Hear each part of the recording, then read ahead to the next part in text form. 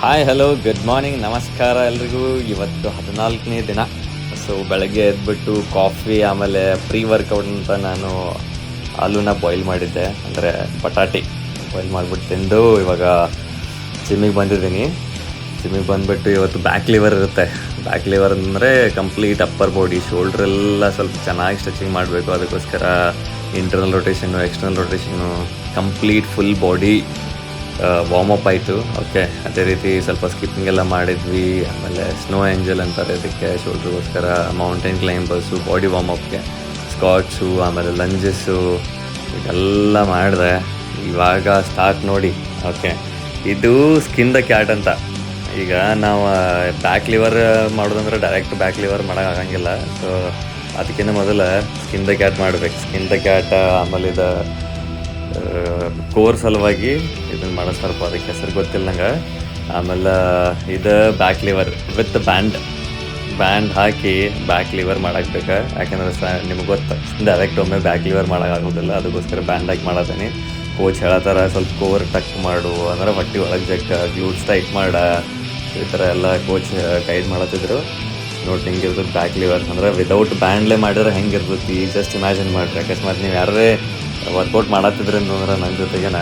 Okay, so ನೀವು ವಿಚಾರ ಮಾಡಿರಿ, ನೀವೇ ಬ್ಯಾಕ್ ಲಿವರ್ ಮಾಡತ್ತೀರಿ ವಿದೌಟ್ ಬ್ಯಾಂಡ್ ಹೆಂಗಿರ್ತೈತಿ ಅಂತ.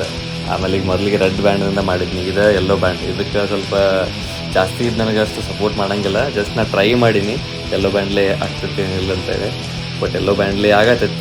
ಸೊ ನಾನು ಸ್ವಲ್ಪ ಹೋಲ್ಡು ಮಾಡೀನಿ. ಏನೋ ಒಂಥರ ಒಳಗಡೆ ಖುಷಿ. ಯಾಕಂತಂದ್ರೆ ಈಗ ಇದೇ ಒಂದು 3-4 ತಿಂಗಳು ಬಿಟ್ಟು ಏನಾಗ ಅಕಸ್ಮಾತ್ ಬ್ಯಾಕ್ ಲಿವರ್ ಆದಂದ್ರೆ ಹೆಂಗೆ ಅಂತೇಳಿ ನೋಡಿರಿ. ಡೆಡ್ ಲಿಫ್ಟ್ ನೀವು ಬಾರ್ಬೆಲ್ಲ ಪ್ಲೇಟೆಲ್ಲ ಹಾಕಿ ಮಾಡ್ತೀರಿ, ಬಟ್ ಇದು body weight reverse deadlift ಅಂತಾರಲ್ಲ, ಇದೇನು ಈಸಿ ಅಲ್ಲ. ಯಾಕಂದರೆ ಕೋರ್ ಸ್ಟ್ರಾಂಗ್ ಬೇಕು, ಆಮೇಲೆ ಸ್ಟ್ರೆಂತ್ ಬೇಕು ನೀವು ಆರ್ಮ್ಸ್ ಒಳಗೆ. ಓಕೆ, ಅವ್ನು ನೋಡೋ ಬಂದು ತನ್ನಲ್ಲ ಅವ್ನು ಕರ್ಕೊಂಡು ಅಂತೇಳಿ ಅವ 10 ಮಾಡ್ತಾನೆ. ಈಗ ಒಂದು 5 ಮಾಡಿದ್ವಿ. ಆಮೇಲೆ ಇದು ಡ್ರ್ಯಾಗನ್ ಫ್ಲೈ ಅಂತಾರೆ ಅದಕ್ಕೆ, ಕೋರ್ ಸಲುವಾಗಿ ಮಾಡಿ ಆಮೇಲೆ ಸ್ಟ್ರೆಚಿಂಗ್ ಮಾಡಕತ್ತೀನಿ. ಸ್ಟ್ರೆಚಿಂಗ್ ಅಂತಂದ್ರೆ ಏನೇ ವಾರ್ಮಪ್ ಆಯ್ತು, ಎಕ್ಸಸೈಸ್ ಆಯ್ತು. ಇವಾಗ ವಾರ್ಮಪ್ ಎಕ್ಸಸೈಸ್ ಎಷ್ಟು ಇಂಪಾರ್ಟೆಂಟ್ ಅಷ್ಟೇ ಕೂಲ್ ಡೌನು ಇಂಪಾರ್ಟೆಂಟ್. ಅದಕ್ಕೋಸ್ಕರ ಬಾಡಿ ಫುಲ್ಲಿ ಗರಮ್ ಇರಬೇಕು, ಕೂಲ್ ಮಾಡಬೇಕು. ಅದೇ ರೀತಿ ಸ್ಟ್ರೆಚಿಂಗ್ ಮಾಡಬೇಕು. ಅಕಸ್ಮಾತ್ ಏನಾರೇ ಸ್ಟ್ರೆಚಿಂಗ್ ಮಾಡ್ಲಾರ್ದ ಹಂಗೆ ಮನೆಗೆ ಬಾಡಿ ಅಂತಂದ್ರೆ ಎಲ್ಲೆಲ್ಲಿ ಯಾವ್ಯಾವ ಪಾರ್ಟ್ ಹೆಂಗಿದ್ರೆ ಚೆನ್ನಾಗಿ ಬರೋಂಗಿಲ್ಲ. ನಮ್ಮ ಅನ್ನೆಸರಿ ಕಾಂಪ್ಲಿಕೇಶನ್ಸ್ ಬೇಡ ಲೈಫ್ ಒಳಗೆ. ಅವ್ರಿಗೆ ಖಂಡಿತವಾದಷ್ಟು ಸಾಕು. ಅದಕ್ಕೋಸ್ಕರ ಇಷ್ಟೆಲ್ಲ ಮಾಡಿರ್ತೀವಿ. ಲಾಸ್ಟ್ ಒಂದು 5ರಿಂದ 10 ನಿಮಿಷ ಸ್ಟ್ರೆಚಿಂಗ್ ಮಾಡಿ ಹೋಗ್ಬೇಕು. ಅಂದರೆ ಏನೂ ಇಂಜುರಿ ಆಗಂಗಿಲ್ಲ. ಯಾರಿಗೆ ಸುಮ್ಮನೆ ಸೊಸೈಟಿ ಡಾಕ್ಟರ್ಗಳು, ಫಿಸಿಯೋಥೆರಪಿಸ್ಟ್ಗಳು ದುಡ್ಡು ಕೊಡೋ ಅವಶ್ಯಕತೆ ಇರೋಂಗಿಲ್ಲ. ಅದಕ್ಕೆಲ್ಲರೂ ಸುಮ್ಮನೆ ಸ್ಟ್ರೆಚಿಂಗ್ ಮಾಡಿರಿ. ಓಕೆ, ಸೊ ಚಲೋ ನೋಡ್ಬೇಕು. Okay guys, see you in the next video. Bye.